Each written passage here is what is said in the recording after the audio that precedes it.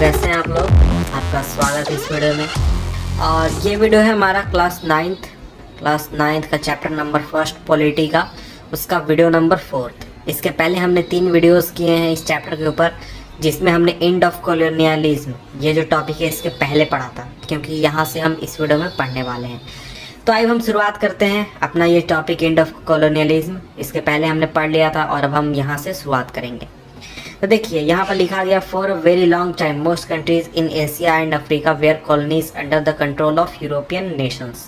तो बात ये सही है कि देखिए अफ्रीका और एशिया के बहुत सारे देश, यानी कि ज़्यादातर देश जो थे वो यूरोपियन पावर्स के अंडर में थे। अगर हम बात कर लेते हैं इंडिया की बात करें या फिर एशियन कंट्रीज जो हैं, जैसे कि आपका हो गया वियतनाम हो गया या फिर लाओस हो गया या फिर दूसरे कंट्रीज, वो सभी अफ्रीकन नेशंस के कॉलोनीज के रूप में थे, यानी उनके कंट्रोल में थे।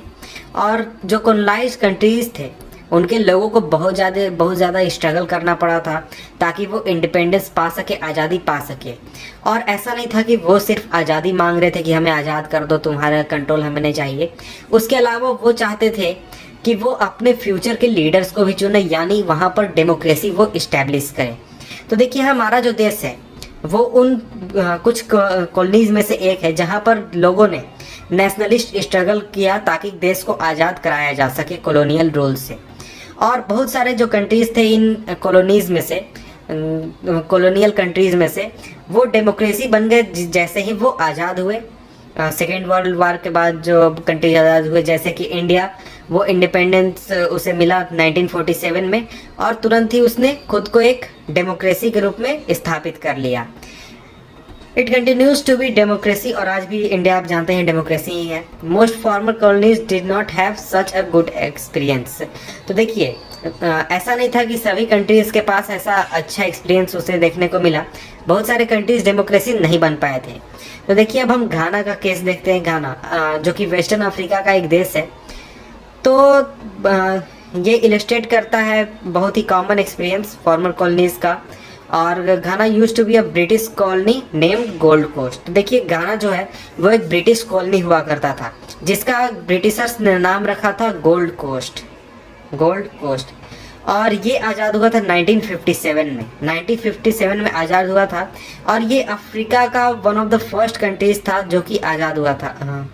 It was among the first countries in Africa to gain independence. आज़ादी पाने वाला जो शुरुआत में आज़ाद हुए थे अफ्रीका के कंट्रीज, उनमें से एक था ये।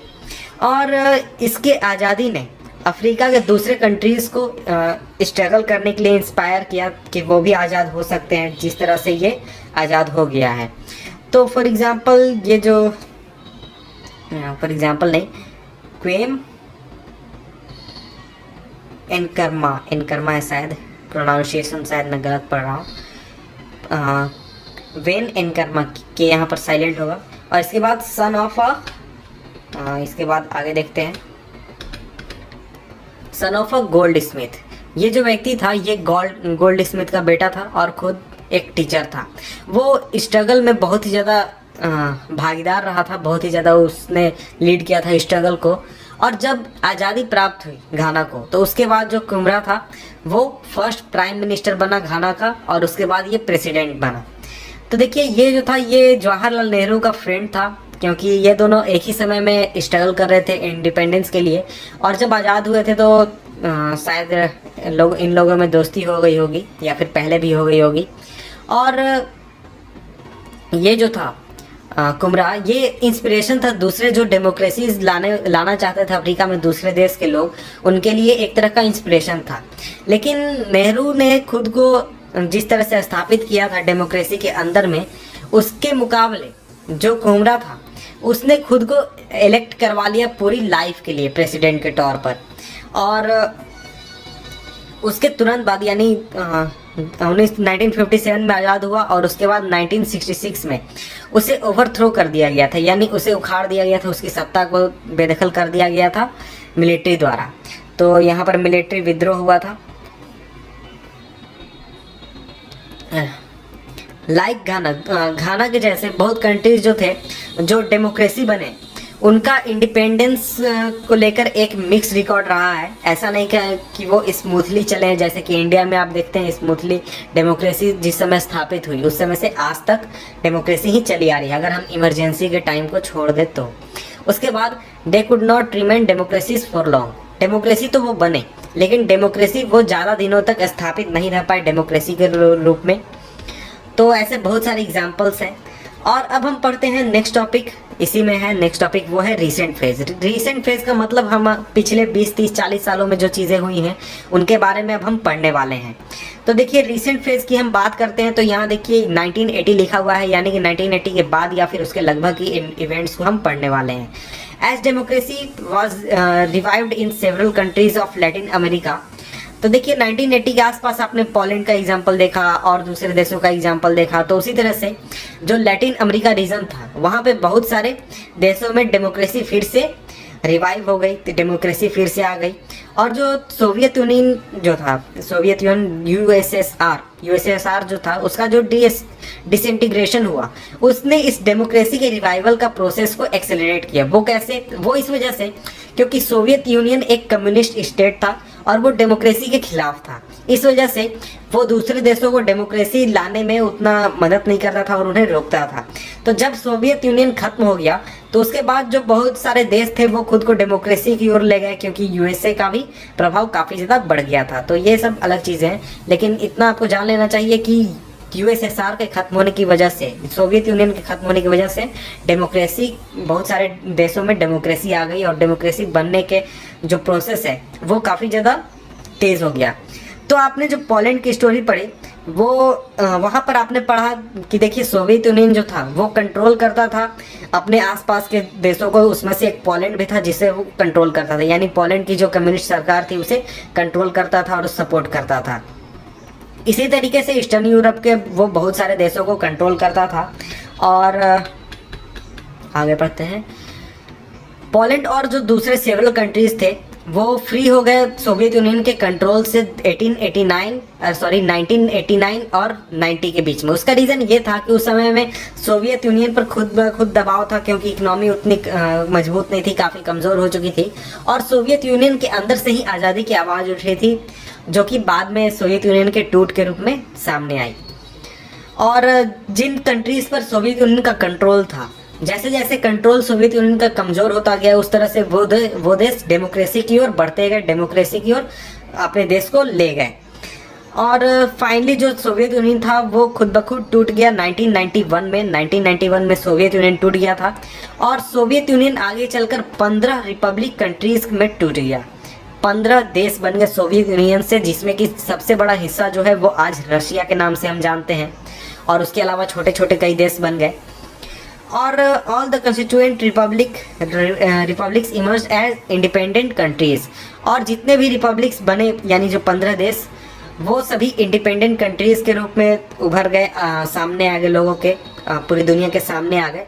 और उन पर से रशिया जो बड़ा हिस्सा बना उसका प्रभाव पूरी तरह से खत्म हो गया और most of them became democracy. Thus the end of Soviet control on East Europe and breakup of the Soviet Union led to a big change in the political map of the world.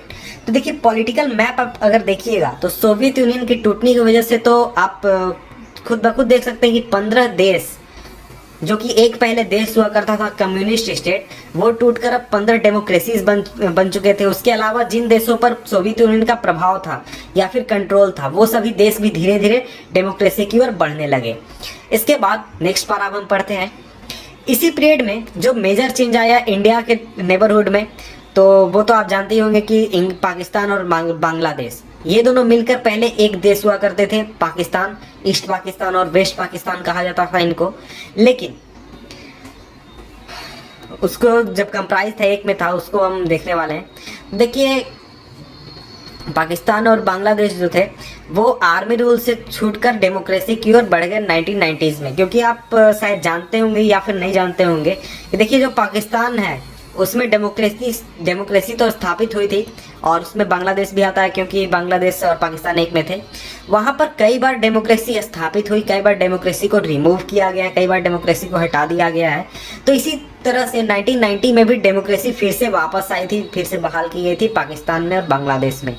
तो नेपाल की अगर बात करें तो नेपाल के जो राजा थे, king, उन्होंने अपने पावर्स को दे दिया, पावर्स को छोड़ दिया था, और वो एक कॉन्स्टिट्यूशनल मोनार्क बन गए थे। यानी कि वो अब जो इलेक्टेड लीडर्स होंगे उनके बातों को मानेंगे, और उनका जो पावर है वो उतना ज़्यादा नहीं चलेगा।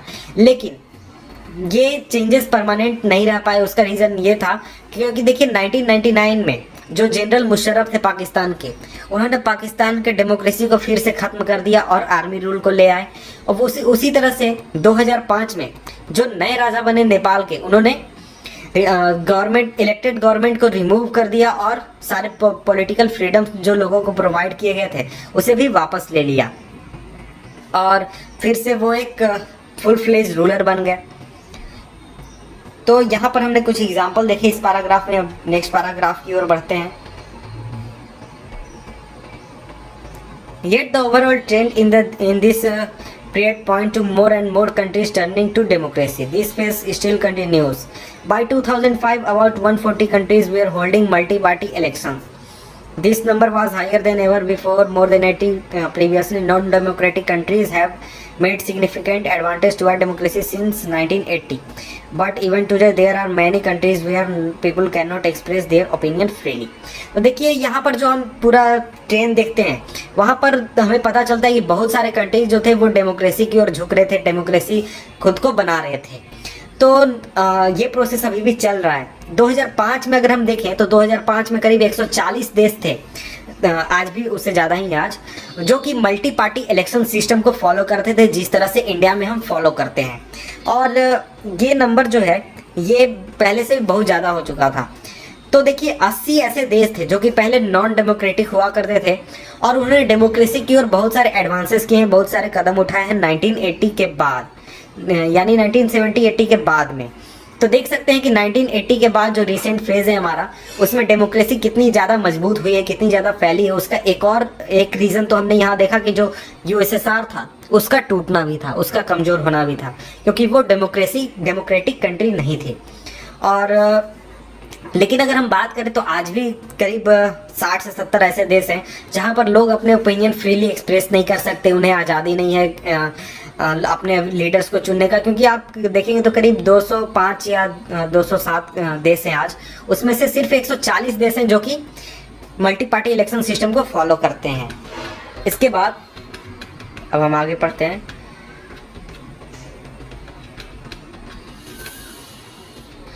तो यहाँ पर एक इमेज दी गई है, इसको हम थोड़ा देर से पढ़ेंगे। हाँ, तो देखिए वहाँ पर हमने देखा कि बहुत सारे कंट्रीज है जहाँ पर लीडर्स को इलेक्ट करने का परमिशन नहीं है, लोगों को आज़ादी नहीं है। They can not take big decision about their present and future life. तो लोग अपने प्रेजेंट लाइफ और फ्यूचर लाइफ से रिलेटेड बड़े डिसीजन खुद नहीं ले सकते हैं। फॉर एग्जाम्पल यहाँ पर एक नेक्स्ट पारा में एग्जाम्पल दिया गया, one such country is Myanmar, previously known as Burma. तो बर्मा जो देश था जिसे कि आज हम म्यांमार के नाम से जानते हैं, तो इसे कॉलोनियल रूल से फ्रीडम मिला 1948 में, और ये एक डेमोक्रेसी बनी। लेकिन डेमोक्रेटिक रूल जो था वो 1962 में ख़त्म हो गया जब एक सैनिक विद्रोह हुआ। सैनिक विद्रोह के बाद तख्ता पलट हो गया और सैनिक शासन आ गया पूरे देश में। और 1990 में इलेक्शंस हुए, फर्स्ट टाइम करीब 30 सालों में पहली बार इलेक्शंस हुए। तो जो नेशनल लीग फॉर डेमोक्रेसी, जिसके लीडर थे आंग सान सूची कहा जाता है शायद इसको, आंग सान सूकी, लेकिन हम लोग पढ़ेंगे, उन्होंने इलेक्शन जीता। लेकिन जो मिलिट्री लीडर्स जो थे उन्होंने म्यांमार के मिलिट्री लीडर्स ने इस फैसले को स्वीकार करने से मना कर दिया और सत्ता को छोड़ने से मना कर दिया। और जो नई सरकार चुनी गई थी लोगों द्वारा, उसको रिकॉग्नाइज नहीं किया, लेकिन मतलब कि उसको वैल्यू नहीं दिया, बोला कि नहीं हम नहीं मानेंगे ये बात। और इसके मुकाबले जो मिलिट्री जो थी उसने, इसके बजाय मिलिट्री ने प्रो डेमोक्रेसी लीडर्स जितने भी थे, जिसमें कि आंग सान सू की जो लीडर थी पार्टी की, उन्हें हाउस अरेस्ट कर लिया, मतलब कि नज़र बंद कर दिया घर में। जो पॉलिटिकल एक्टिविस्ट थे उन्हें accused of even most trivial offenses have been jailed। जो पॉलिटिकल एक्टिविस्ट थे उन्हें कई तरह के आरोप लगाकर जेल में डाल दिया गया। और कोई भी व्यक्ति अगर पब्लिकली एयरिंग व्यूज, खुद के एक्सप्रेशंस को शो करते हुए, स्टेटमेंट्स क्रिटिकल ऑफ रिजिम यानी सरकार के विरोध में कोई प्रदर्शन करते हुए या फिर अपने भावनाओं को व्यक्त करते हुए पकड़ा जाता था तो उसे करीब 20 सालों तक जेल में 20 सालों की सजा हो जाती थी जेल में। तो इस तरह के जो पॉलिसीज थी मिलिट्री शासन की, उसकी वजह से